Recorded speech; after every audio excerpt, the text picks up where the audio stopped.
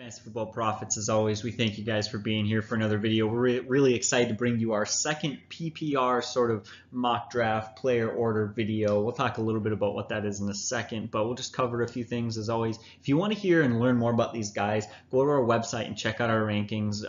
We just updated our website recently, so in case you've been here for a while and it wasn't working on your phone before, well, it works now so that you can do that. That's something that we've been working on. Another thing that we just did is we just started posting player spotlights. So if you go down in the description, there are links to our Twitter and to our Facebook. Go follow and like those. Every day we'll just post a little bit of our thoughts on a specific player. We know that a lot of people want content every day, so we're trying to do that. Unfortunately, we don't have the time to do a whole lot, so we're going to post about one player every day for a while now. And once those start to get 10 likes and some comments, once you guys start to show interest in that, if that's what you want, then I'll do 2 a day, I'll do 3 a day, I'll keep doing more as you guys like that. So go check out our Facebook, check out our Twitter, follow those. It really helps us out, helps us help you. And then as always, again, if you guys like that, we'll continue to do it. Just let us know by leaving likes and comments. And as always, comment in the video below if you guys have any thoughts or anything you want to just let us know, or any questions. So, Rob, you want to talk just a little bit about what this is? Yeah, so before we get into the video, same thing we talked before, I just want to give you some kind of parameters of what this is all about, what we are doing. So, is it a mock draft? Is it a list of our overall top players? You know, what is this? Well, it's kind of a little bit of both, and it's kind of tricky. And so kind of what we're giving is our best overall rankings, but we're doing based on a hypothetical draft. And like in any draft, it requires really flexibility. Is any draft that you're in is going to have ebbs and flows, and you need to be in that draft and be prepared to adjust accordingly based on what other owners do. And so kind of the point of this video is just to give you some food for thought, to help you develop draft strategies, so come this fall you're ready to prepare and all the other owners. It's key then to know what parameters that we are using for this scenario. And so here's what it is. It's so important you take not only this, but when we do our start sit videos, when we do our waiver wire videos, we give you some basic information, but you got to take this information and put it in the context of your league scoring, your scoring system, your league rules, things like that, etc. So put it in the context of your league. Now, the scenario that we are running today is based on a full point PPR league. It's a 12-team league that requires you to start 1 quarterback, 2 running backs, 3 wideouts, a tight end, a kicker, and defense. So that's kind of the scenario that we are using. And then before we get to our players there, we're in the second round. This is the second video, once again, following for the first 2 rounds. We're in the third round. The third round, thank you. Look for us this Saturday. Ryan will be joining us. We're going to be releasing a video, and that's going to be the video that we're releasing, I think, is called Overrated Players. Is that correct? Yeah, so, overvalued players, just players that are probably going to get taken too early. But of course, look out, watch for that video. Before we get started, let's just talk a little bit about the players we've drafted in the first 2 rounds. Okay, so you can see down below at the bottom of the screen, we have kind of my first 2 rounds and his first 2 rounds. Of course, it's a snake draft, so first pick in the first round gets last pick in the second round, back and forth. If you play fantasy, I'm sure you know what that is, but if not, I'm sure you can ask us in the comments. We'll let you know, or ask somebody else. They'll answer in the comments. You can look it up. But anyways, you can kind of just look down there as we'll continue talking for a few minutes and just kind of give you a general idea of who's already been picked and things like that. But we'll talk a little bit about it later, maybe if it becomes pertinent as to why we picked a certain player over someone else. Yeah. So as you guys are going to take a look at those, the first 2 rounds that we have and who was picked, it's so important once again to know PPR league versus standard league. It does matter. Not all leagues are equal. I made that mistake. For years, I had a lot of success. I've been in standard leagues, auction leagues, keeper leagues, dynasty, but I've never been in a PPR league. And I didn't do a lot of extra studying or adjust my, my philosophies based on that. And for about the first 2 years, I was a decent team, right in the middle of the pack, but I wasn't great. When I started to really look at it really does matter understanding the differences in points per reception leagues. Once I made that adjustment, I came near the top. I won, I think, 2 out of 3 years and have done very well ever since. So that's why you'll notice that our draft order here is much different than our standard league draft, that scenario that we ran. All right, exactly. Let's just get right into it to our first picks of the third round. So I suppose I might as well go first. I have LeSean McCoy as my first pick in the third round. If you're wondering why I didn't actually have him in the first 2 rounds, I believe you had LeSean McCoy in the first 2 rounds. Yep. I didn't put him in there. Watch that video. It wasn't necessarily anything about LeSean McCoy that I particularly hated. I'm not a big fan of that offense. I'll talk about it in a minute. It was mostly just that there were a lot of very talented guys that I bumped up into the first 2 rounds, and he just kind of happened to fall. He's right on that bubble, but here's why. My 3 concerns are First of all, he's age 30. He's really getting older. Last year, he kind of took a bit of a step back. That wasn't great. His yards per carry were low. But my biggest concern is the rest of that offense. Peterman and McCarron are just terrible quarterbacks, and there's no wide receivers there talent-wise. The offensive line is all right. But I have some serious concerns with the fact that he's a 30-year-old running back whose yards per carry dropped last year, and now they're going to be able to kind of put a lot of guys in the box on him, put a lot of pressure on him. That being said, he has been so talented. He's throughout his career. He's got to go here. The 1,100 yards rushing last year, sure his yards per carry down, but he still had 8 touchdowns and 59 receptions for 448 yards. In fact, he has 441 career receptions and 6 seasons with over 1,000 yards. So absolutely love him throughout his career. So I think that that's something to be very excited about. I think he's got lots of talent. Again, just got bumped down because I think that offense is a major concern for me. Being that this is PPR, he would even be lower for me in standard leagues, but because we're in a PPR, those 59 catches really bumped him up. In fact, if they have a really bad offense and a really bad defense, and the more they need to pass the ball, actually it doesn't hurt him if he runs it less because he'll just get more catches. So that's something that does keep him up there. Yeah, he had some real concerns with LeSean McCoy. He's 30 years old now. That's typically when running backs begin to decline. I agree with you. If it was a standard league, he drops down quite a bit. But in PPR, he maintains some value there. But there's definitely some red flags. You look at his age, you look at the offense there. So I certainly understand where you're going with that pick. And so for me, are you done there? Yeah. So I'll get to team number 1 with the 25th pick in the 3rd round here. So they take in Le'Veon Bell and they take Travis Kelce. Who do they take next? Well, they don't have a wide receiver, so I haven't taken Josh Gordon. Here's why. One, it's a PPR league that requires that you start 3 wide receivers. And so they hadn't taken one yet. Now, I could have taken Adam Thielen. They could have taken Amari Cooper. Those would have been safer picks, but none of them has Gordon's ceiling. Gordon has a very high ceiling in terms of his talent, ability, and what he can do. In fact, if everything goes well, he could easily be in the top 5 in wide receiver scoring. And if everything goes very, very well this year, there's even a chance he could unseat Antonio Brown once again. He's got that sort of talent. We talked about him in many videos, so I'm not going to beat a dead horse here, but this guy is extremely talented, and he's still pretty young yet. He's going to be 27 for the duration of the season. The only concern I have for Josh is really staying out of trouble. That's really the concern. He has all the physical skills to just really dominate in the league. And as of now, it sounds like he's taking sobriety pretty seriously. He's doing everything that the team's asking of him, and he's really taking his recovery pretty serious. In fact, it's very interesting. Baker Mayfield, who got drafted there, the rookie quarterback, after seeing him play, came out and said he's never seen a player, an athlete like him before. Time and time again, we're hearing from the coach. We saw last year in his play. He's staying clean. He looks great. This guy's got a high ceiling, a ton of talent. So once again, they take Le'Veon Bell, Travis Kelce, and they get their first wide receiver. And I think this guy's got, once again, a high ceiling. And just to reiterate my point, I could have waited and taken another wide receiver, but some of those guys in that next tier, they'll be there in the next round for this team. Yeah, I agree with you. I think that's a solid pick. Of course, I didn't pick him 25th overall, but he's not much further down on the list for me. So we can just move on and start talking about our next picks. I don't really think there was anything to talk about there. We agree pretty much. Seems pretty simple to me. All right, so my next pick is Leonard Fournette. And another guy I believe that you had in the first 2 rounds, if I'm not mistaken, but I had just had to bump him out because of some concerns. But let's just talk about the positives. First, he was a first-round, 4th overall pick with no competition. That's huge. Half the battle is just having the opportunity, and he certainly has the opportunity. It's his job, so that's something that's very exciting. Last year, he had 6 games with 100 yards rushing, and a 7th game where you combine his receiving yards, he's past 100 yards again, which in most leagues you get bonuses for that, so that's huge for points. In the postseason, he had 3 touchdowns and 109 yards against the Steelers. That's great. He's a very, very physical runner. He's a talented runner. He's getting all the carries. He's the man there. There's the positives. Let's talk about the negatives. First of all, 3.9 yards per carry is weak. Very unimpressive. In fact, it's a concern for me. We're in a PPR league, so catches matter, and he only had 36 receptions last year. Now, he was a rookie. Maybe he gets a bit better, and he does that more this year. But a lot of times we're at camp now, OTAs, we've seen all these, starting to see them come out in practice, and we haven't heard any news that they're trying to pass to him more, that he's getting better.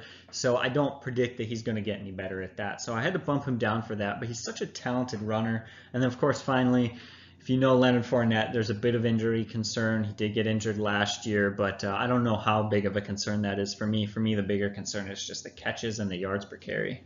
All right. So I'm going to go to team number 2, 26th pick in the 3rd round here. They had Todd Gurley and Larry Fitzgerald. Now, Larry Fitzgerald I was surprised really when I started really doing research and I moved him into the second round, but he's really a PPR giant. Last 3 years, average 108 catches per season. So those are the two guys they have. So who do they take next? Well, I haven't taken Rob Gronkowski. Here's why. In this league, according to the scenario that we have, you have to start a tight end. Now, you take a look at that. You could argue, although according to my PPR scenario, I actually have Travis Kelce going slightly ahead of him. I think Travis Kelce is a little bit safer in terms of catches. But you could really argue that Rob Gronkowski is the best tight end in the league. And I guarantee this, that he's not going to slip much further. So if they don't take him now, they're not going to get one of those tier 1 tight ends. So now's the time to grab this guy. Offensively speaking, he's the best tight end in the history of the game. In fact, if you look at his per game averages and you extrapolate that over 16 games, he averages 74 catches, 1,126 yards, and 12 TDs. So this guy is a stud. You can't let him slip any longer. So they got Gurley, Fitzgerald, and Rob Gronkowski. They're looking pretty good right now. All right, yeah, I like that pick. Of course, you know I'm very high on tight end, so finally you took him. Yeah. I took him in the second round, but move on to our next guys here.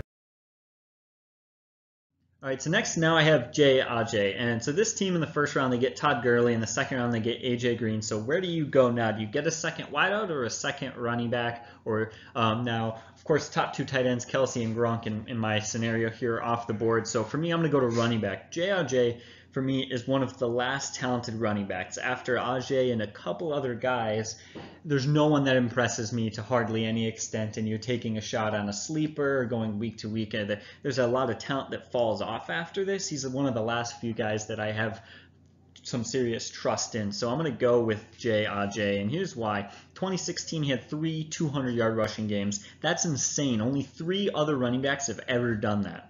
Then you come into 2017, he really struggled with the Dolphins. Of course, we'll come to find out he gets traded and he plays much better. He goes from 3.4 yards per carry to 4.8. That was those struggle at the beginning of the season with the Dolphins was clearly a product of how bad that Dolphins offense was. I really like that they have a good defense. Because Carson Wentz is a good quarterback, and with that good defense, it keeps the passing game in check. They're not going to be passing it all the time. They don't need to score 38, 40 points to win games. They can run the ball, and they're going to do it with AJAYI. It took him a while to get into that role, but once he really got into that role, he made it his own. He ran really well. That's his job. He's the man. I think he's going to have a great season. Yeah, this guy's fallen way too far in mock drafts. He's very, very much underrated. In fact, out of Philadelphia now, they love this guy. There's a reason why they brought him in. And they're saying he's going to be their go-to guy. I expect a big season. In fact, I wouldn't be surprised somewhere a total of maybe 1,600 total yards for the year and getting 10 touchdowns is not without the realm of possibility for this guy. I think he's going to have a big year. Yeah, I certainly think it says something about the guy's talent that they were having a great season, winning games, an unbelievable defense, good receiving core, great quarterback, good offensive line. I mean, you remember Philadelphia last year was so dominant. And in the middle of their dominant season, they trade for a player. Teams just don't really do that very often, especially in the running game when they had lots of guys who could do things. They had some guys who catch out of the backfield and other things like that. And they had LeGarrette Blount and things like that. So I think that shows a lot about his talent that they went out and got him in the midst of the season. They were clearly making a run to obviously win the Super Bowl. This is a guy that 2 years ago had 3 200-yard games in a season. Only 3 other guys before that had done. He was the 4th one. This guy's got a lot of talent. I think he's going to thrive there. So, okay, so for me, team number 3, they drafted Dalvin Cook and David Johnson. So they're really set at running back there. They haven't had a wideout yet. And although there are question marks, Johnson's talking about holding out. Dalvin Cook has had a history of injury issues. Staying healthy is an issue for him. But there's no way to escape it. This is a PPR league that requires 3 starting wide receivers. So they really need a lockdown one. And so the next best one out there is Amari Cooper. So that's going to have him draft Amari Cooper. Now, the first 2 years in the league, he did very well. He took a step back last year, but that was very simply due to injuries to Carr. Carr was injured, and he was injured, and so he was banged up all year. But last year, he did have one game against Kansas City that kind of reminded us what this guy is capable of. He had 11 catches, 210 yards, and 1 TD. He also finished the last 2 games with 100 yards and 2 touchdowns. He had 7 touchdowns for the year. When you look at how often he was injured and how much time he spent on the field healthy, with Carr healthy, 7 TDs is actually pretty good number there. He's a guy that's going to rebound just fine. He's going to be very solid. So now this team is set. They got Dalvin Cook, David Johnson, and they got their first wide receiver, Amari Cooper. They're looking pretty solid. David Johnson? Yeah. Okay, yeah. Sorry, I got a little confused there. Yeah, Dalvin Cook, David Johnson, and Amari Cooper are the 3 that they have now. So sorry, go from the PowerPoint and the research, do it all, and then hop into this, and I get tired. I was very confused. I was gonna look at. I'm so dumb. I was gonna look at you and say, "Are you stupid? The Oakland Raiders don't have David Johnson." But you're talking about that fantasy team, this fantasy team right here. So that's all right. And then I caught myself, but it's too late. I already look like an idiot. So. Now I get to Josh Gordon. He's my next guy. So who has this team picked already? That's the question. On the first round, they get Alvin Kamara. And then coming back around later towards the end of the draft, they get Jordan Howard. So now it's time to go out and get a wideout. The top 2 tight ends are gone, and you need to get a wideout. And the way things happen, Josh Gordon's there, and good for them. I would love to be this. I'd love to have those 3 guys as my first 3 draft picks. As you mentioned, 1,600 yards and 9 touchdowns in just 14 games, all the way back in 2013. He did that despite Jason Campbell and Brandon Weeden being his starting quarterback. Last year he came back, as you said, he's really focused on his sobriety. He's serious about playing in the NFL. He only played a few games, and yet in those games he played very well. Usually it takes a few games to get back into NFL shape, and yet he was on pace for over 1,000 yards and 4 touchdowns, despite playing the third best pass defense in the Chargers, the 10th best in the Ravens, and the 7th best in the Bears. So he had a very tough schedule across those couple of games. The thing I like most about him, and I can't believe I'm going to say this, but Tyrod Taylor is the best quarterback he's ever had. Good for Tyrod Taylor. He's finally the best at something, but that's a huge upgrade last year from DeShone Kizer and years past like Brandon Weeden. So I'm really excited to see he can do this year now that he's got a better quarterback and he's going to have a whole season. So I think he's going to be great. All right. So take a look at team number 4. They drafted Leonard Fournette, and they have Antonio Brown. So who do you take? Well, for me, it comes down to best talent available. That's what we're going to look at out there. Who's the best one available? And that's kind of, I guess you could argue at this point. But here's the route that we went. We've drafted T.Y. Hilton. Here's why. Andrew Luck started throwing the football again. I think that bodes really well for him. His stock goes up with Luck as their quarterback. Now, you look at last year, Luck was out, but before that, he had 4 consecutive seasons with over 1,000 receiving yards. In fact, his best season in 2016, he had 91 catches, 1,448 yards. Another thing that bodes really well for T.Y. Hilton and Luck, assuming that he recovers and he doesn't have a setback in his recovery there, they don't have a strong running game, and the defense is very weak. And that offense is going to have to do a lot to keep them in games. So I think that's a lot of games where Luck may have to throw the ball 40 to 45 times just to keep them in there. I think a big year for him in a PPR league. I think T.Y. Hilton recovers this year and is going to look just fine. Absolutely. I think that's a solid pick. Funny thing, we did talk about the one concern with T.Y. Hilton, and we talked about this the other day. He's very inconsistent from week to week, but if Andrew Luck comes back, he should have a great season. All right, so my next guy is Mark Ingram here in the 3rd round, and before the suspension, I never would have thought that he'd be in the 3rd round. I thought he'd be a 2nd-round running back, but due to that, he comes and bumps down here. So this team goes out the 1st round and gets DeAndre Hopkins. In the 2nd round, they get Mike Evans, and I would never suggest drafting 2 wideouts in the first 2 rounds. It just happened to be that way that there was 2. First of all, you get the chance to get Hopkins like that, and then Evans, and just that the receivers were very elite, and there were kind of a drop-off at running backs right as they came up. But now they need to shore up their running back situation, and they get Mark Ingram, and despite the suspension, is a guy I'd be very excited to have. At age 28, he's not old, though he's not young, and again, the suspension is a bit of a concern. But last year, he had 1,100 yards on 4.9 yards per carry and 12 touchdowns, plus 58 catches and 416 yards. When we look at the Saints last year, everybody was thinking Ingram's a great runner, Kamara's a great receiver, but Ingram was great in the receiving game. 58 catches is solid, and 416 yards is very good. We talked about that was very historic what they did last year. They combined, the 2 of them, Kamara and Ingram, combined for 25 touchdowns on 139 catches and over 3,000 yards together. So they were absolutely lights out together. I don't imagine they're quite going to do that again. They're going to take some sort of step down because simply defenses are going to adjust to it. They're going to focus on it. That's how the NFL works. You can't do the same thing every year. So I do have a little bit of concerns about him. Mark Ingram has proven himself to be so talented. He can run, he can catch, he can do everything. He's definitely a better runner than Alvin Kamara, so I think he's going to have a great season despite that. Okay, so I'm at team number 5. They drafted Alvin Kamara and they drafted LeSean McCoy. Obviously, they need a wide receiver at this point. They got 2 running backs, so I haven't drafted DeMarius Thomas. Now, last year he took a step back, but that was really due to poor quarterback play that Trevor Siemian, Brock Osweiler. Case Keenum, I believe, is going to be an upgrade for him. That's going to get back over 1,000 yards receiving. Now, if you consider his numbers from 2012 to 2016, now some would say, well, that was because Peyton Manning was his quarterback, but one of those years there, Peyton Manning was not his quarterback. So during that 5-year stretch, he had 5 seasons over 1,000 receiving yards. He had 3 seasons where he had touchdown totals of 10, 11, and 14. And during that same 5 years, he averaged 98 catches per season. At age 30, he's still got a few good years ahead of him. I think this is year that he gets back over 1,000 yards. I think, 85 catches, 1,000 yards, 8 to 10 TDs is very reasonable for him with Case Keenum as a quarterback. So that's who they take. They've got Alvin Kamara, LeSean McCoy, and now Demaryius Thomas. All right, I think that's a solid pick. I like it. In fact, I've liked Demaryius Thomas just as a player for a long time now. Hopefully he can get back to his same old fancy years that he had. Definitely a huge upgrade at quarterback, that's for sure. So my next guy here is Alex Collins. And here's a guy where they're just simply, this pick is taking advantage of talent that happened, I think, to slip. I think that Alex Collins could even possibly a little bit outperform where he's being taken now. It's one of those situations where you're just in the draft and you see a talent and you know that you're not going to be up to pick for a while and you do not want to let him go because he's going to get drafted by the time you're up again. So they're going to take Alex Collins. If you look at his stats last year, they weren't unbelievable, they weren't mind-blowing, they weren't great. And here's why. First of all, he comes in from Seattle. I can't believe Seattle didn't bring him back after 2 years ago, but they let him go and Baltimore picks him up and there's like 6 or 7 guys that are fighting for the job and he's buried on the depth chart and it takes him forever to really get working into that offense. Baltimore's offense starts really slow and they seriously struggle. In fact, even at the beginning of the year, that defense struggled a little bit as well.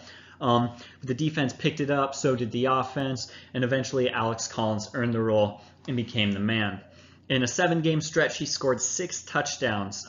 Really like him. Week 9 and on, he was on pace for 41 catches in 16 games. He really started to be able to do that a bit better. He's a great runner. He's the man. I think the best sign, really thing that we had talked about a few days ago that we really like about him is that the Ravens didn't sign or draft a running back in the offseason. They're dedicated. Alex Collins is the guy. He's no competition. I'm excited to see what he can do this year. He's very talented. All right. So for me, team number 6, they drafted Hopkins and Barkley. Now, according to our rankings at this point, based on that scenario that I'm running, there are 8 Tier 2 wide receivers left and 4 Tier 2 running backs left, meaning that when it wraps back around the draft, that somebody's going to be available in that Tier 2 range for me. And so I decided to draft the last Tier 1 tight end, and I go with Zach Ertz. Now, Christian, you did a kind of a statistical breakdown of tight ends. And according to your breakdown, I don't know if you want to talk about that. You certainly don't need to. But there's a major drop-off in production in that position. Yeah, exactly. What I found was really interesting. The number 1 tight end last season scored X amount of points. The number 4 tight end scored only 60% of what the number 1 guy scored. Kelsey and Gronk are very close, and just a little bit behind them is Zach Ertz. And then you get to the 4th guy and it drops off 60%, which basically means you're close to getting only half the value. So it's definitely one of those positions where draft him earlier than you would want to and get one of those elite guys, or just wait, stay away and hope to find a sleeper, go week to week. Yeah, it's great advice. And so great breakdown, by the way. And I think we had that. If you look at our video, you actually see the breakdown. You did a graph for it. I think it's a wonderful, good job on that research. I think that drop-off is even steeper this year in terms of tight ends where you look at and compared to other years. Now, you add to the fact it's a PPR league. You got to lock up a good tight end. Zach Ertz is out there. Got to grab this guy. Now, the last 3 years, he's averaged 831 receiving yards, 76 catches. And those are very good numbers when you consider the fact that he only played 14 games, really, during those 3-year stretch. Last year, he had 8 touchdowns. And he scored all those during a 10-game stretch. Now, he was banged up, and then, of course, Carson Wentz gets hurt. Wentz will be healthy this year. I think it all bodes well. I think this is the year that this guy could easily get 10 touchdowns and break 1,000 yards. I think they look really solid with Hopkins, Barkley, and now Zach Ertz as their tight end in a PPR league that requires you to start tight ends. All right, I think that's a solid pick. It's actually funny that I've been really big on tight ends lately. I took Kelsey before you, I took Gronk before you, but now you're taking Ertz before me, which is interesting. Maybe I'm waiting too long on him, or maybe you're too early, or I don't know what to say. I definitely think you're right to put him here. Very talented guy, and in fact, I have him coming up here fairly soon. But that's one of the last guys that you can really rely on at tight end position. Possibly Evan Ingram, but other than that, definitely not. All right, now, so my next guy is Doug Baldwin, and if I'm not mistaken, you don't talk about Doug Baldwin for a little bit. You haven't mentioned him yet at all. I think I have him higher than you, right? Yeah. And he's a guy I'm really excited about. The more that I look at him this season, the more and more I get excited. First thing that I like, we talk about the value of we don't care how talented this guy is or how good his quarterback is. If he's the #1 receiver on a team, he's got some value. And Doug Baldwin is hands down the #1 receiver. But he does show talent. He does have a good quarterback, and we're going to talk about that. First of all, he's got Russell Wilson. Russell Wilson is an unbelievable quarterback. He's like a superhero. Like if he had an offensive line or running game, any other receiver than just Doug Baldwin, they could be lights out offense. He gets the job done. And Baldwin's his #1 target. He's had 22 touchdowns in the last 2 seasons. Big TD guy. I love touchdown receivers. That's great. What I really like more is that he is the only weapon. Jimmy Graham just left this offseason, and he's taking 10 touchdowns with him. Those touchdowns got to go to someone, and at least a few of them are going to Doug Baldwin. On top of that, I believe Paul Richardson left too. Really other than really other than Tyler Lockett, that's it. It's Doug Baldwin and Tyler Lockett. And Tyler Lockett is a guy who I believe we mentioned in our last sleeper video, which you should definitely go check out. But Tyler Lockett is no Larry Fitzgerald, Antonio Brown. He's not, a Mike Evans. He's not elite. Some guy needs to step up. He needs to have a great season. That guy's Doug Baldwin. I think he has the talent. He has the targets. I think he's going to have a phenomenal season. Yeah, I'll get to Doug Baldwin. I think there's a lot of reasons to be high on him this year. You look at touchdowns. He had 8 last year, 7 before that, and then 14. So last 2 years, 15. That's 29 in 3 years. That's a phenomenal touchdown. I mean, the guy is finding the end zone for him. So big on that guy. So back to me here. I'm looking at team number 7. They drafted Keenan Allen and Ezekiel Elliott.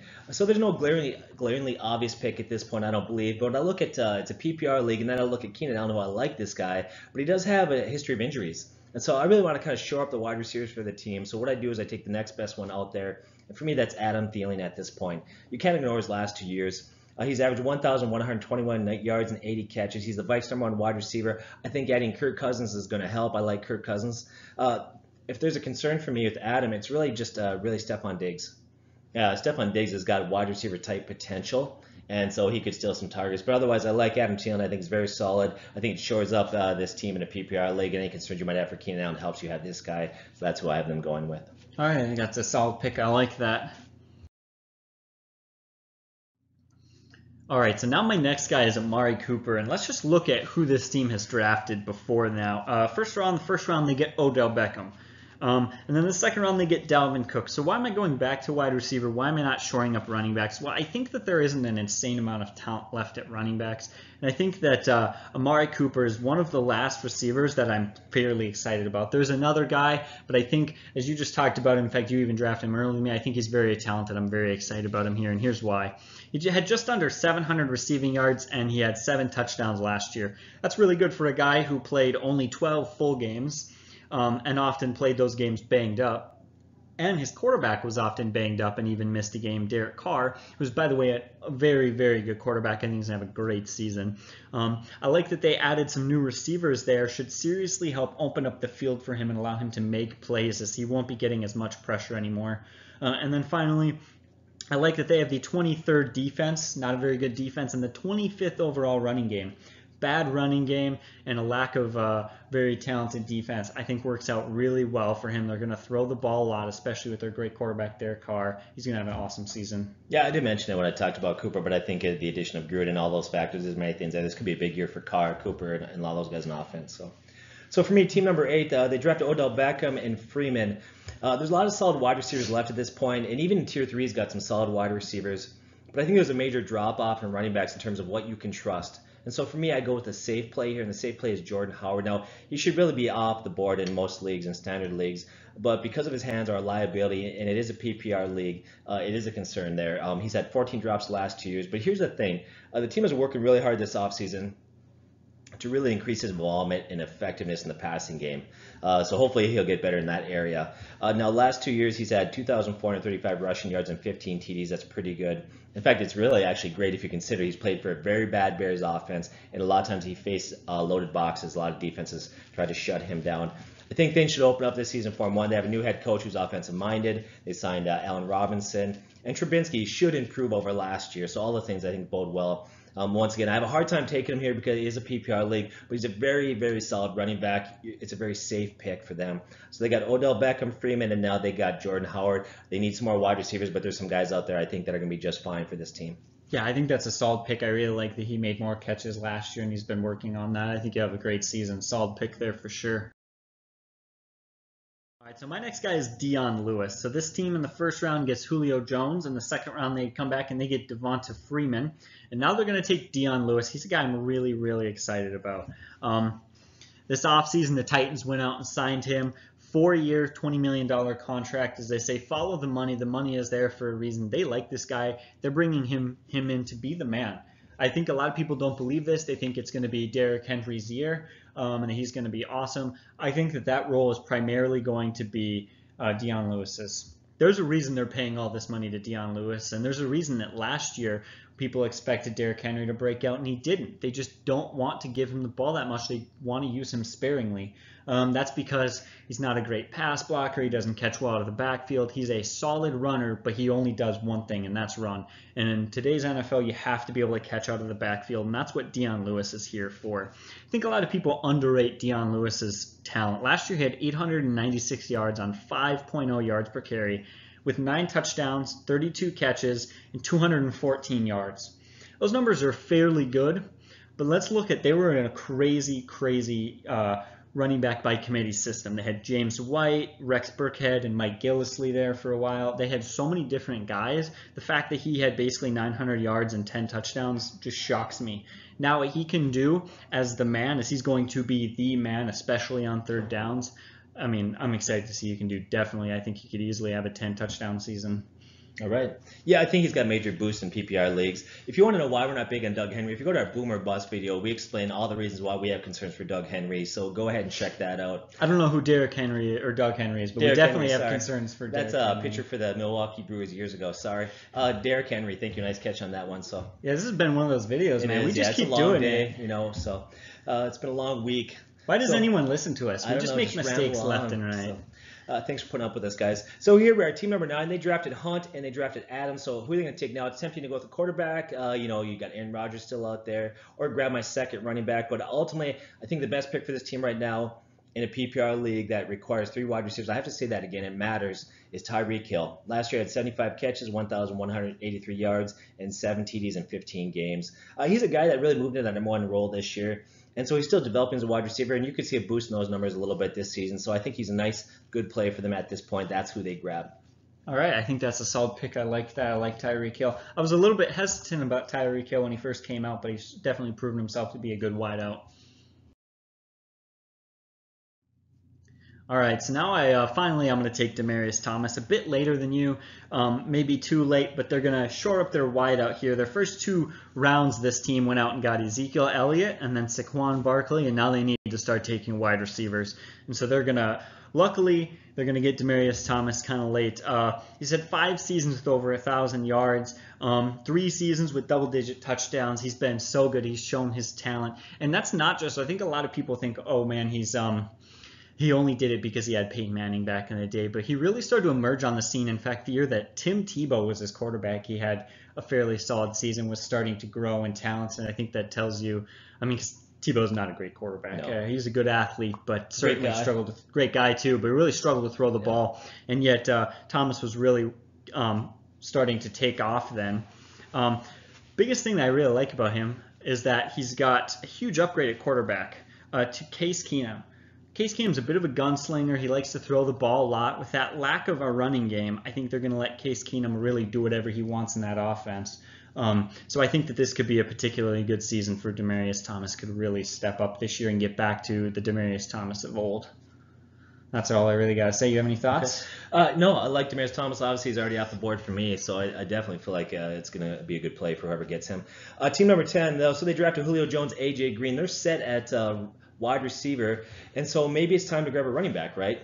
Well, of course, corner rankings, according to where I've got and what's out there, AJAYI is out there, Collins is out there, MIXON, and Ingram is left. Well, here's the thing. They're going to come back around really soon on this pick, and one of those guys is going to be there in the 4th round, so they could grab that. I go against my convictions. Normally, I'm going to tell you here's how I draft. I strongly urge you, in leagues to stay away from drafting a quarterback early. I oftentimes won't take my quarterback in the top 10. I will pick mine maybe beyond the 7th round, sometimes even later, 10th, 11th round.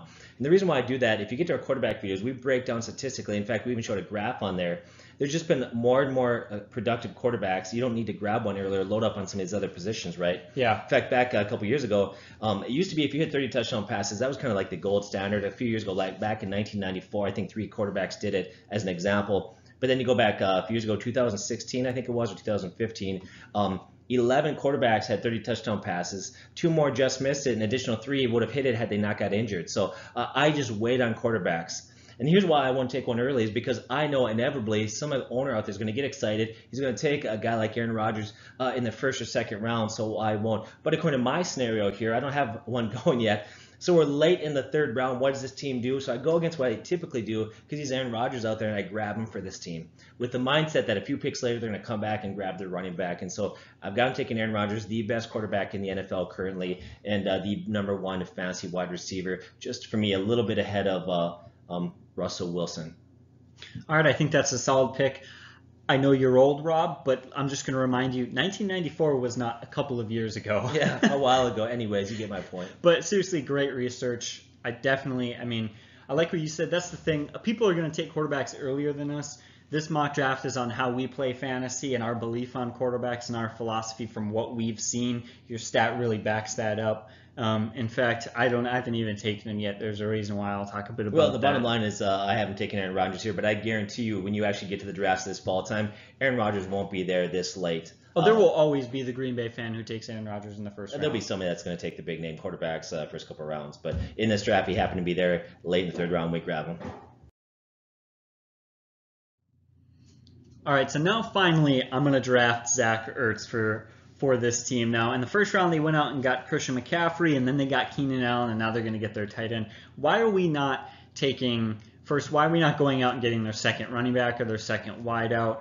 In fact, and why did Zach Ertz wait? Now, the reason Zach Ertz didn't get taken till now is there was some talent there. I really like Collins, Baldwin, Cooper, Lewis, Thomas. All those guys I had just talked about, I really like. As important as it is to get a good tight end, I love those guys. And there's a drop-off at those positions as well. So I waited on Zach Ertz for that reason. Because you know what? A lot of teams are going to have to wait at tight end and just deal with no one. So it's really not the biggest deal in the world if you're one of those teams. But not having a running back is something I'll never do. The last 3 years, he's averaged 831 yards and 76 catches and just 14 game average, which is really good. He had a career high 8 touchdowns. That's awesome. We love Wentz as his quarterback, loves to throw to Ertz. When they're healthy, both this year, he's going to have a great season. Again, I waited on him a little bit because there was so much talent at those other positions. Those other teams really needed to shore it up. But come this point, I think there's certainly a drop off, and those talent at those other positions kind of ran out a little bit. And so now Zach Ertz is going to go off the board. Okay. So for me, team number 11, they get Michael Thomas and Melvin Gordon that they drafted. So I'm going to take an Alshon Jeffrey. And the reason why I do is Alshon Jeffrey, I don't see him right now. I don't have him as a wide receiver 1. But I do think he has wide receiver 1 type talent. He has that ceiling, the ability to do that. He's had 2,000-yard seasons in his career. And 2 more he was well on pace to have that if it wasn't for injuries. Now last year, he had 9 TDs, which is very solid. An additional 3 more in the postseason. He's really still in his prime. He's not very, I believe he's 28 at this point. And so he's going to be very solid #2 wide receiver. If I have any concerns, really, I think the one thing that might hold him back this year is that offense and Carson Wentz, they like to spread the ball around a lot, and they kind of lower his targets. But with that said, it's a PPR league, starting 3 wideouts. I know I've said a lot of kind of redundant here, but you got to grab another good wideout, and that's who they take. So they've got Thomas, Melvin Gordon, and Alshon Jeffrey. All right, I think that's a solid pick. All right, so now I'm going to take Kenyan Drake, and I know that for some people that's a bit too early. I don't think that everyone's going to like that, but here's why. I really like Drake. I know that they just drafted a running back, and I know that concerns some people, but having lost AJAYI in the middle of last season, seeing how they struggle in the running game, of course they drafted a running back. And here's why. It's not to replace Kenyan Drake. It's because you need a backup. In the NFL, you need a guy who can give your star running back a break, and you need a guy in case he gets hurt. You need a guy when he can't always be on the field. No matter how talented your guy is, I don't care if he's Le'Veon Bell or David Johnson, he can't be out there every snap. It demands so much out of running backs these years. I mean, we need them to run block, pass block, run well, catch well, get yards after the catch, be physical, be fast, cut hard, that they need time off the field. If they're going to do all of that, they can't do all of that every play. So every team has a backup. Every good team with a good running game has a solid backup. That doesn't concern me at all, especially the way he finished last year. The last 5 weeks, he exploded for 444 yards, a good yards per carry of 4.88, and had 17 catches. That puts him on pace for 1,400 rushing yards and 54 catches. I mean, I think he's going to have a great year. Don't let that rookie worry you. I think that that's going to be just fine. I really like him, especially how he gets involved in the passing game. Yeah, I'm huge on Kenyan Drake. I love this guy. I was a little concerned about the rookie that they drafted, but I'm still big on Kenyan Drake. I still think this guy's got the ability to have a very good year and be a very solid running back. So for me, I go to team number 12. They took Christian McCaffrey and Mike Evans. Who do they take now? Well, if you take a look at Christian McCaffrey, he's really a PPR stud, but he really struggled running the balls last year. The first 8 games, his yards per carry was 2.39. So I really want some assurance at running back. Do I take that running back now for assurance? Well, they're going to have back-to-back picks. They're going to take that running back in the next round. So what I ultimately grab for this guy, and I guess it's semantics if they take the wide receiver now or the running back the next pick, but I haven't taken Baldwin. He's Wilson's most favorite target and most dependable target. 2 years ago, he had 14 TDs. Now, Jimmy Graham had left, like you said, Christian, taken away. Jimmy Graham had 10 touchdowns last year. Those touchdowns, those targets have to go to somebody. Look at the last 3 years. He's averaged 1,053 receiving yards, and he's averaged 10 touchdowns per season. He's not young anymore, but he's not old. He still has a few years left in him. I think what really bodes well for him, though, is Seattle's defense took a major step back. They lost Sherman, Richards, Bennett. Thomas is looking at holding out. That's a huge hit for that defense, and that means that offense is going to score a lot of points just to keep him in games. They're going to lean on Wilson and that offense to win games, and I think that bodes really well for Doug Baldwin, so I got them taking Doug Baldwin there. All right, I like that pick. Solid pick. Obviously, I took him a little bit earlier than you, so of course I like it. I'm excited to see who he can do this year, that's for sure. Okay, so now we get into the 4th round finally. This video seems like it's kind of dragging on, but we're excited to talk about this. We can't shut up, so, you know. But first pick, loop back around. So the team that just picked, they took Kenyan Drake. They're actually up again. They're going to take Aaron Rodgers, and here's why. Over the last 7 seasons, he's averaged 38 touchdowns per 16 games played. Hands down, better than any other quarterback. So dominant, so great. I mean, that's crazy. Last year, in fact, he was on pace for 5,000 yards and 48 touchdowns. He's done it his whole career, not just the last couple of seasons. His career quarterback rating of 103.8 is 5 overall, better than the next best, which is Russell Wilson, who only has 98.8. I mean, he's been so dominant. A few people out there, especially Packer fans, are concerned that they lost Jordy Nelson. Jordy Nelson was getting older and slower and losing a step. Honestly, that doesn't concern me. They have Devontae Adams and Randall Cobb, both very good. They just added Jimmy Graham. They have Ty Montgomery, Aaron Jones, Jamal Williams. They have so many weapons for him. I think he's going to have a phenomenal season. And they're just going to take him here because they're not up for a while and they want to get that top quarterback because he's still out there. All right. So the team I talked about before, the running backs on the turnaround, very first pick in the 4th round, they take AJAYI. Now, many people may not be aware of this, but he's really underrated at this point. If you look at him, his average draft position, he's the 18th running back taken. I can't believe he's fallen that far, honestly. So I have him going now because that's where I think he is talent-wise. But in a lot of drafts here, you could probably actually let him fall maybe even another round or more, depending, once again, watch your ebb and flows. Take some chances, but be careful about that. You look at once a trade, you talked about once he was traded to Philly, he really thrived there in Philly. He's still only 24 years old.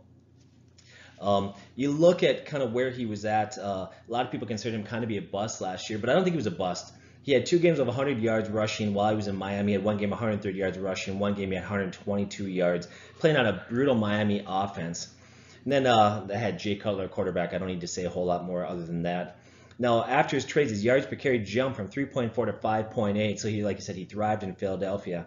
His overall numbers weren't great, but I think there was a few factors. One, when he got traded, it took a while for him to learn the offense, some of the blocking schemes, things like that. So it kept his carries down. I think the first 4 games he was in single digit for carries, and then after that it bumped up to double digit carries. The team has gone out saying that he's going to be their go-to guy this year. Everything bodes well. I mentioned earlier too, this is a guy that 2 years ago had 3 200-yard rushing games in one season. That was phenomenal. So everything I think bodes well for this guy. I think, like I had mentioned, that 1,600 combined yards, 12 TDs is very much with a target for this guy. Yeah, I really like him. In fact, I'm actually kind of surprised as to why you waited so long on him. But, you know, he's not absolutely dominant in the passing game. So in a PPR league, that does make some sense for sure. My next guy is Randall Cobb, and really excited about Randall Cobb. I think he had a great season. First of all, for years now, he's been the number 3 wide receiver in Green Bay. And despite that, he's averaged, when he and Rodgers are healthy together, he's averaged 83.3 catches on 119 targets, 1,000 yards, and 8.6 touchdowns as the number 3 wideout. That's insane. Now, you lose Jordy Nelson, he becomes the number 2 wideout. That's awesome. He's going to get more targets. And in fact, here's what the number 2 wideout in Green Bay averages. The number 2 wideout over the last couple of seasons has averaged 72 catches on 115 targets, over 1,000 yards, and 10.6 touchdowns. So very similar numbers, just an increase in touchdowns. So basically, the number 2 quarterback in Green Bay, you're getting 1,000 yards and 10 touchdowns. That's crazy to think about because last year, only 3 receivers had 10 or more touchdowns, and only 1 receiver had 10 touchdowns or more and 1,000 yards or more. That was DeAndre Hopkins, who was hands down the number 1 fantasy receiver last year. I'm not saying that Randall Cobb's going to be the number 1 fantasy receiver, but he's very talented, and the opportunities there, he could explode. Yeah, I like Randall Cobb. He's going to have a good year there at barring he doesn't get injured. Or barring injury to Aaron Rodgers, obviously that's a good pick. So for me, team number 11, they grabbed Joe Mixon. Now he had some issues last year, but in PPR leagues, he's a little bit safer pick right now at this point. Now many felt that Joe Mixon going into the draft last year was as talented as any other back in that draft, and he would have been taken in the first round. The reason why he slipped was the domestic violence issues that he'd had. Now his yards per carry at 3.5 was low last year, but there were signs of improvement. If you look at his last 4 games, his yards per carry ballooned to 5.01. He was also effective in the passing game with 30 catches once again in a PPR league. That's so important. I think right now, as far as running backs go out there, this guy really is the number 1 guy. He's the running back of the future. They're going to give him every opportunity to succeed or to fail. It's his team at this point. They take Joe Mixon. All right, I think that's a solid pick. All right, so my next guy here now, we're going to talk about Robbie Anderson. He's my next guy. Excited about that. Last year, he had 63 catches, 941 yards, and 7 touchdowns. That's very impressive considering the quarterback situation wasn't great. It's even more impressive when you look at this. He had a 6-game stretch in which 3 games he had over 100 receiving yards, and in that 6 games, he had 6 touchdowns. It was absolutely phenomenal. Great stretch.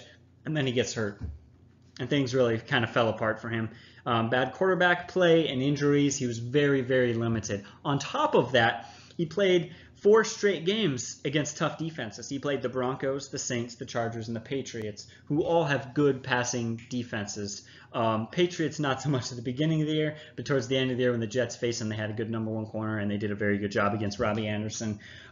So if you look at his season stats, he looks like just an okay wide receiver, but he's the number 1 receiver there. They got Bridgewater, and they drafted another quarterback, and I like that they're bringing some new quarterbacks in, which is a good sign. But the thing that I like most is how well he was performing last year before injury and facing those tough defenses. Now that he's going to be healthy, he will be a 1,000-yard receiver. All right. I like Robbie Anderson. I tell you what, it's tough because right now this mock draft is not based on what other people do. This is based on what we would do, so it's kind of unfair to kind of throw this in there. I actually like Robbie Anderson. He had some issues in the offseason, but he's very, very talented. He had a great stretch last year, 6-game stretch. He dominated. Right now his average draft position is 43. The 43rd wide receiver taken. I mean, I can't believe that. Meaning that I think he's talented enough to take at this point. But in your draft, you guys can probably let him fall much, much later and take him. Absolutely. This is different than when you should draft him. This is basically kind of a talent order, I guess. Yeah. So.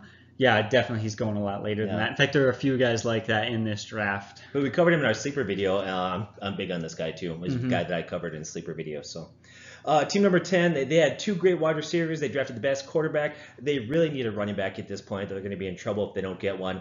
The next best rated running back, according to my rankings, is Alec Collins.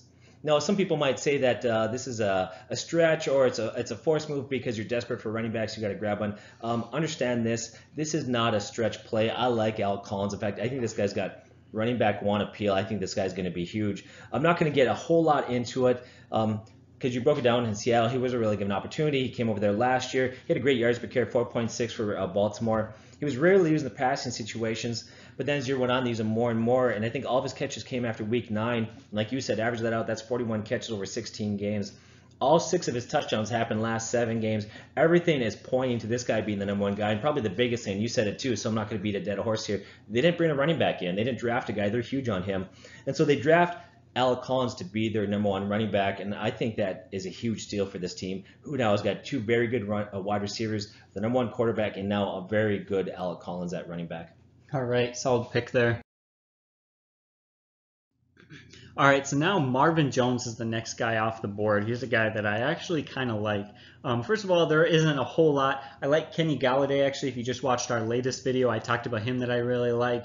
And I think somebody thought I was bashing Marvin Jones. I don't want to bash him or say that he's only a PPR guy or say that he's not talented or whatever it was exactly. I don't quite remember. I definitely think that he has some value. He goes here. I think he has a little more value because this is a PPR league. Last year he had 61 catches. I think that's going to go up this year for sure. He had 1,100 yards and 9 touchdowns. At this point, next to all the other wideouts out there, that's actually very good. Kenny Galladay, I think, is going to really earn some respect this year. If you watch our video, you'll see I think he's going to definitely get a lot of catches, but especially at the start of the season, Marvin Jones is the man. He's had 5 consecutive seasons where we've seen an increase of yards. He's averaged over 1,000 yards the last 2 years in Detroit. They lost Derek Ebron, which I really like, and of course Matthew Stafford at quarterback. It's really hard to argue with that quarterback situation. Finally, poor defense and no run game. I think that just everything is falling in place for Marvin Jones to take another step forward this year. Okay. So team number 9, what do you take? Well, the best wide receivers left, according to my rankings right now, Funchess, Smith, Schuster, Robinson, Cooks, are very good guys. I like those guys, but there's some question marks there. Next best running back available right now in this tier is Ingram, and he's got some question marks, a 4-game suspension. After that, you got tier 3 running backs, and I think there's a number of them out there, around 10 or so. And so what do they do? Well, based on that, the question marks and the availability and the tier system, which matters, by the way, we're going to do a video talking about why understanding the tier systems affects how you draft. Next guy out there I decided to go with is quarterback Wilson. So they take Russell Wilson. Look, in 2 of the last 3 years, Russell has hit 34 touchdown passes. In 2016, he had a setback. That was due primarily to terrible offensive line play and really nagging leg injuries and ankle injuries that he had that year. We predicted last year that he had a rebound season, and he did. Now, if you compare him to Cam Newton rushes the ball better, more effectively. He's a better quarterback in terms of running the ball. But Wilson is a much more polished quarterback in terms of passing. Losses on defense bode very well for him. I think they're going to have to throw the ball a lot just to stay in games. I think it also helps that they drafted Penny, they signed Marshall. Lockett is finally healthy after 2 years of being banged up. All those, I think, bode well for Wilson this year. Look at it, who's out there. Once again, I'm a guy that typically doesn't take a quarterback now, but I'm looking at who's out there, who's going to be there when they come back around. We grab Russell Wilson at quarterback. All right, solid pick there. I like it. All right, so now I'm going to go Aaron Jones. So this team, let's just stop and we'll look at who they have at this point in the draft. First round, they get Beckham, then Dalvin Cook, then Amari Cooper. I think they're fairly solid at wide receiver. Odell Beckham and Amari Cooper, that's really good. You have Dalvin Cook, he's a guy I like. I think that's fairly good, but you need to get a second running back. Aaron Jones is just the guy to fill that. I know a lot of people have thinking that maybe this is going to be Jamal Williams or Ty Montgomery's position. No, it's not. This is Aaron Jones. First of all, we talked Ty Montgomery last year. We talked him down. We don't like him. And sure enough, that's the way he came out. He's going to be used mostly as a wide receiver this year. In fact, I won't be surprised if they just switched him to wide out. He wasn't very effective in the running game. I know that a lot of people were excited about how Jamal Williams played. He didn't play bad, but Aaron Jones played better. We'll compare their stats. Aaron Jones had 81 carries, 448 yards, and 4 touchdowns. To Jamal Williams, 153 carries, 556 yards, and 4 touchdowns. When you look at it, Aaron Jones did basically the same amount of work with half the carries. He was far, far more productive. In his last 4 games before getting injured, in fact, he had 3 touchdowns and averaged 15.5 carries a game, and had on the season averaged 5.5 yards per carry. That's insane. This is going to be his year. I think he's going to step into that role very, very well and be extremely productive. In fact, I think he'll be even more productive because Aaron Rodgers is going to be healthy all season. Well, we did 2 sleeper videos. We did part 1, part 2. In part 1, he was actually one of my sleepers. I think this guy's going to win that running back position there. I think he's by far the better pure running back, and so I would agree with a lot of that. Would I take him now? Obviously, I didn't, or I would have taken him in my scenario, but I agree with you. I think he's going to be the guy there. So for me, team number 8, they've got 2 backs and Odell Beckham, so I take Devin Funchess. They need 3 wideouts. It's PPR. He's the guy. Well, after they traded Calvin Benjamin last year, he took over as the team's #1 wide receiver, and he had a very good 5-game stretch as the #1 wide receiver. He averaged 81 yards. He had 4 TDs during that stretch. He really looked great in that role. Now, what happened after that, he looked really good. He did injure his shoulder, and that kind of hurt him down the stretch, but he did finish with 8 touchdowns. He's 6'4", 225 pounds. He's a big physical wide receiver. I think he is going to have a very solid year, and so that's who I have him taken right now. All right, that's a solid pick. I like that at all. Definitely. I haven't picked Funchess at this point. I was surprised when you picked him, though, that's for sure. So my next guy is Adam Thielen. He's a guy you picked a long time ago, and I just had to wait on him. I like him. 91 catches last year. He has added value in PPR leagues, so you're probably wondering why I don't have him. He had 1,200 receiving yards and 4 touchdowns. That's the first reason. Only 4 touchdowns. You got to find the end zone. I think that Case Keenum had a very, very good year last year. And because Dalvin Cook was out, I think that allowed the passing game to do more. Sure, Kirk Cousins in there. I think he's a better quarterback. I think he's going to be more efficient this year. I think everyone's expecting to have a great year. I think they're going to rein him in a little bit with the fact that I think the running game is going to be great. Dalvin Cook is an awesome running back, and Latavius Murray's a great second running back with that solid defense. If you're the Vikings, why not feel fine running it all day? You don't need to put a gunslinger out there to chuck the ball downfield. I think that he'll get lots of catches again, but I just see him struggling to get in the end zone, and I don't imagine he's going to have an insane amount of yards. I'm sure he'll pass 1,000, but maybe even not hit 1,200 yards again. So I know that he has added value because of the 91 catches, but 4 touchdowns is low, and they do have Stephon Diggs there and Kyle Rudolph. Kyle Rudolph is a fairly solid red zone target, and Stephon Diggs can make huge plays. He is so talented. So we'll see. I could be wrong. I may bump him up further, but at this point, touchdowns are a bit low. Okay, so I have him taken Mark Ingram. This is kind of a hard pick. We know he's going to miss 4 games because he tested positive for PEDs.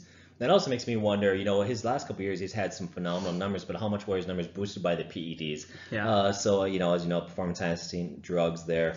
But if you look at his stats the last 2 years, if you look at his per game averages, you extrapolate that out, and then you take off 4 games, those averages still over the final 12 games he's going to play, turns out he's still going to amass 1,088 total yards, 8 TDs, and 39 catches over the last 12 games. That's really good numbers. There's a lot of running backs who love to have that in a 16-game season. And so those are very good numbers. And for me, his average of 51 catches last 3 years in a PPR league really make him unavoidable at this point. So they take Mark Ingram. All right, I think that's a fairly good pick there. Of course, I have him higher than you, but yeah, hopefully all this talent wasn't from the PEDs. I sure hope not. All right, so now I'm going to take JERICK McKinnon for this team, and I'm actually not too excited about JERICK McKinnon. Some people are really high on him. I'm mostly just taking him because I think he's going to be the starter for the 49ers, and there's just some bulk value to a guy who can catch out of the backfield. Last year, hit a lackluster 3.8 yards per carry, which wasn't great, but he had 570 yards, all right, 5 touchdowns, 51 catches is solid, and 421 receiving yards. That's where he adds value to you. He's much lower in a standard league, but with 51 catches, which I think you'll get more for the 49ers, he definitely has value for that. Another thing that I think bodes well for him, those stats weren't great, but he played 4 games behind Dalvin Cook as the 3rd stringer, and he played the rest of the season as the 2nd stringer to DeMarco Murray. I think he'll come in and be the #1 guy. I don't think he's a great runner, but he's great out of the backfield receiving the ball. That's where his value comes from. Don't expect him to do too much running, though, that's for sure. Yeah, I'm going to talk about him a little bit here because I got him going off the board very shortly right after him. If I have any concern, it's his size. I think he's around 205 pounds. Can you take that sort of punishment? But in PPR leagues, playing for San Francisco, a good fit in that system, I think he's got to go. So for team number 6, well, team number 6 has drafted a running back, a tight end, a wide receiver, but they still need 2 starting wide receivers. I have him taking Juju Smith-Schuster. This guy's only 21 years old. He adjusted quickly to the NFL last year. He got better and better as the year went on. During the second half of the year, he had 3 games which he had receiving yard totals of 193, 114, and 143. He finishes the year with 917 yards and 7 TDs in just 13 games. Now, I say 13 games. If you look at his stat line, I'll say 14 games, but in one of those games, he got injured very, very early in the first quarter. He's one of those guys that, like I said, was very dominant last year. If you take his stats, you project that out, he would have had about 1,128 yards and 9 TDs over 16 games. That's for a wide receiver that's supposed to be number 3 wideout on that team, behind Martavis Bryant, Antonio Brown, and Le'Veon Bell in terms of targets. This guy looked great last year. It's hard to really pass up what this guy did. A thing that I really like for him is that Antonio Brown over there is going to get a lot of coverage. He's going to see a safety. He might get double teamed, things like that. He's going to take a lot of attention. Juju Smith-Schuster in a lot of one-on-one coverage, so I think he's going to have a decent year there. In fact, I would say that he's going to have a very good year. This guy's very talented, got a very high ceiling. All right, yeah. So now I'm going to talk about Joe Mixon. A lot of people felt that Joe Mixon last year was as talented as any other running back in the draft. In fact, the only reason he was drafted not in the first round, the only reason he was drafted much later was because of the domestic violence charges. In fact, you've already talked about him. I really like he struggled throughout the season, 3.5 yards per carry, but I really like how he picked it up at the end of the year. His last 4 games, his yards per carry was 5.01. He was great. He was very effective with 30 catches he got done the passing game. Another thing to remember is another reason that his stats weren't that great last year is they brought him in, but they had Jeremy Hill and they had Giovanni Bernard there. And they had that whole mix, and that whole offense struggled, and so it's really I think they were kind of just mixing in pieces. You know, we'll try Hill and we'll try Bernard and we'll try Mixon and we'll shake it up and trying to figure something out because they were struggling. It really wasn't until the last 4 games that they decided, okay, Mixon is definitely the best running back on their team, and that's when he was finally able to get that 5 yards per carry, 5.01 yards per carry. So I think as his kind of amount of carries increases, I actually think he's going to be more productive. I think he's had a very, very good year. He's very talented. That offense does scare me a little bit because it's not fantastic, but it's not so bad that that's going to be an issue. Yeah, the offense is a concern, but they brought a new offensive coordinator, and that certainly will help. I mean, it can't get any worse, I don't think. So, team number 5, I got them taking Allen Robinson. I really like Allen Robinson. He was paid a lot of money to come and become a #1 wide receiver. I think he definitely has the talent to do that. The reason why I have him so low is 1, he's coming off of an ACL injury. We have to see how he returns. Is he healthy? 2, I'm not a Mitch Trubisky fan. I'll be honest with you. If you're a Bears fan out there, sorry. I'm just being honest. So Allen Robinson combined for 153 receptions, 2,283 yards and 20 touchdowns in 2015 and 2016. This guy's looked really good. He's a young wide receiver. He's only 25. He's got good size, 6'3". If you really look at him, there's no really glaring weaknesses in terms of Allen Robinson. The only glaring weaknesses he has at this point is once again recovering from ACL surgery. So I've got them taking him at this pick here. All right. Now I'm finally going to take Tyreek Hill off the board. I waited a lot longer than most people would. And here's why. First of all, he had a very good year with Alex Smith. 75 catches, 1,100 yards, and 7 touchdowns in just 15 games. First of all, 75 catches is okay, maybe good. Not great for PPR. No added value there. No lost value. I like that they added Watkins. I think that could possibly alleviate some pressure for him. Thing that scares me is the new quarterback situation. And I know that a lot of people are really, really high on Patrick Mahomes, but just stop. Look at what rookie quarterbacks have done in the past. Even if he's very good for a rookie quarterback, first of all, he's not going to be the greatest rookie quarterback of all time. That's just, I'm not going to gamble on that or bet on that. I think he's going to be okay, maybe even good. But they just don't perform that well. They seriously struggle and offenses take a step back. Personally, I think that Alex Smith is a great quarterback, and that was a huge loss for them. He is still one of those speedster sort of guys that gets a lot of his points and everything off of kind of flies and posts and deep throws and big plays like that, which I don't like. He's a bit of a smaller receiver. I bump him down because I don't like him more than a lot of people. 7 touchdowns is okay, not great. For me, it's just a lot of little reasons for me to bump him down below a lot of guys that I like. Maybe this is too low. Maybe I'll bump him up in the future. But as for right now, we just don't know what we're getting with Patrick Mahomes. All right, so to my pick now, team number 4, I got to take an Evan Ingram. Former first-round pick, went out last year and proved he has all the skills to be an all-pro. In fact, all the way through camp, into the preseason, the coaches just talked about how talented and how amazing it was. Mark Bavaro talked about he's never seen a tight end or a guy like this with this sort of skill set. Couldn't wait for him to get out on the field, put on pads, and see what he could accomplish. Well, he proved that he's a real deal. He had 64 catches, 722 yards, and 6 TDs. Now, we did a breakdown in our tight end video. We actually did a breakdown after the draft. We talked about should you take a look at some rookie tight ends out there, and what we have found is even Hall of Fame tight ends typically struggle with their rookie year. So he really kind of breaks that mold. And he's very talented. He's athletic, fast, he has good hands. He's only 24 years old. He's a little smaller than most tight ends. His skill set actually closer resembles a wide receiver, which actually gives him a higher statistical ceiling in fantasy football. This guy is tier 1 talent. The only reason why I don't have him in tier 1, he's a little young still, and we need to see how he's going to do in his second year. And then the other thing that concerns me a little bit for him, though not a lot, I like this guy, is that there's a lot of talent there. You look at Odell Beckham, Shepard, you look at Ingram, Saquon Barkley, they might spread the ball around, but I think that in a league that's PPR where you have to start a tight end, I think he's a good play from at this point in the 4th round. Yeah, I think that's a solid pick. In fact, I'm just about to talk about him in a minute. So my next guy is Juju Smith-Schuster. Last year he had a great rookie year in just 13 games. He had 900 yards and 7 touchdowns. Everyone knows how talented he is. I'm not going to sit here and brag on him. He was on pace for 1,100 yards and 9 touchdowns. He's great. He's got a good quarterback with Antonio Brown. He's not going to face so much pressure there. He's very, very talented.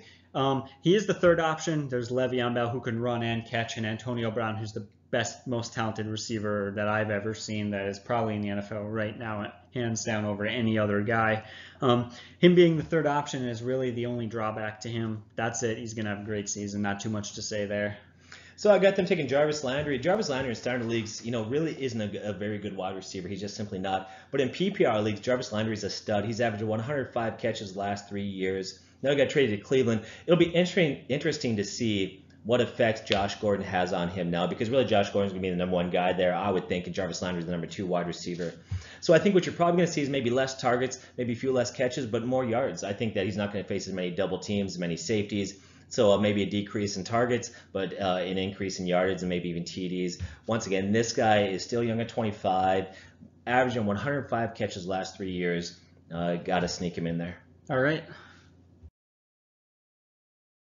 So now I get to Evan Ingram. As you talked about, great rookie season at 115 targets, 64 catches, 722 yards, and 6 touchdowns. Something I shared the last time I talked about him. I'm going to share it again. It's so interesting because I'm going to keep sharing it every time I talk about this guy, because if you haven't heard this, this will blow your mind. Only 3 rookie tight ends have ever surpassed 500 yards and 5 touchdowns.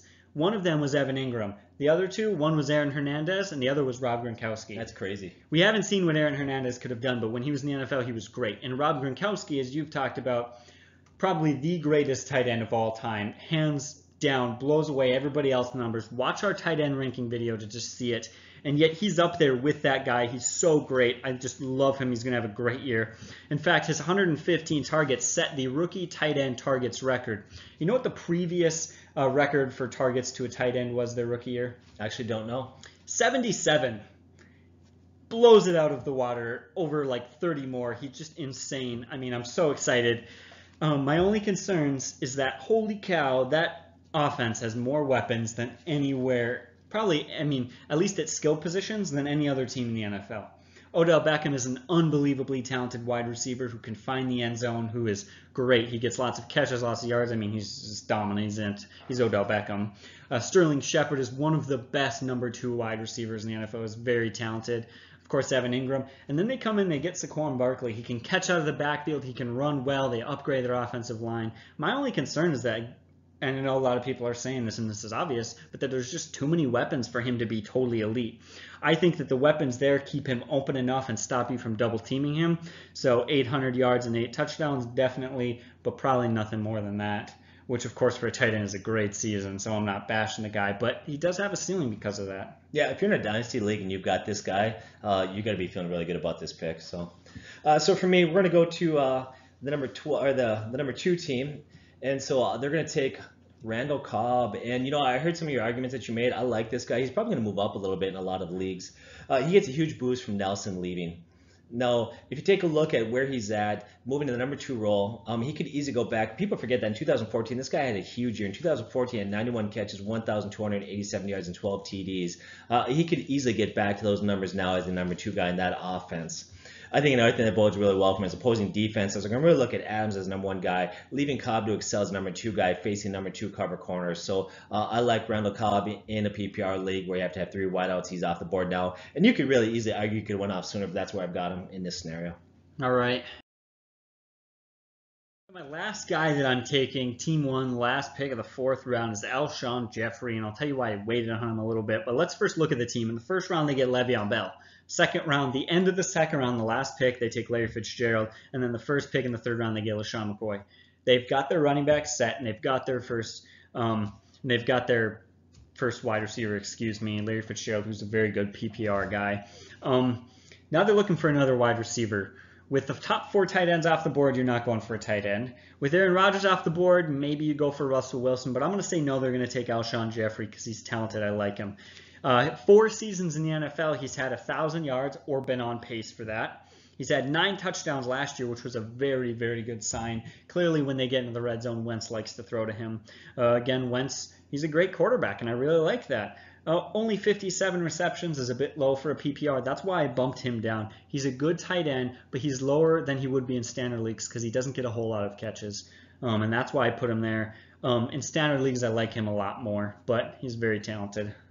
All right, so the final pick, team number 1, we haven't taken JERICK McKinnon. San Francisco signed the former Vikings running back to a 4-year, $30 million deal. That's a lot of money. So they didn't just sign him to be a backup or their third down running back come off the bench. So he's looking to become their number 1 guy, and he filled in very nicely last year for Dalvin Cook.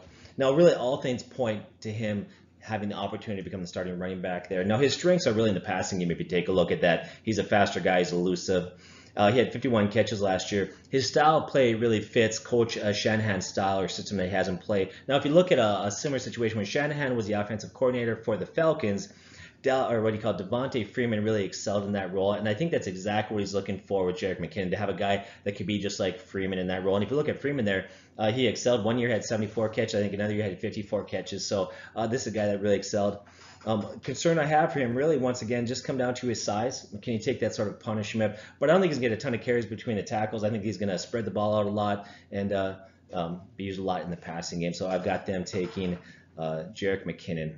Yeah, I think that's a solid pick. In fact, I think that the Shanahan argument really, really helps. I mean, take a look at what happened when Shanahan left last year. What happened in the running game? He took a step back. Yeah. A significant step back that was very noticeable. They weren't the worst because they have 2 talented, Coleman and Devonta Freeman are talented running backs, but you definitely saw him take a step back. So now you give him a guy who can play well into that system, which he's not a great runner, but I think that McKinnon can play well in the system. I think that could be a great fit. Okay, so it looks like we're at the end of the video. It's been an hour and 10 minutes. Thanks for bearing with us even when we misspeak. Love you guys. Go ahead and subscribe, share, get your friends out there. Take a look at our new website, everything we have, Patreon, we have all sorts of information. But what we really want you to do is like the video, comment, share. It's getting close to football season. We're getting excited. Thanks for joining us today. God bless.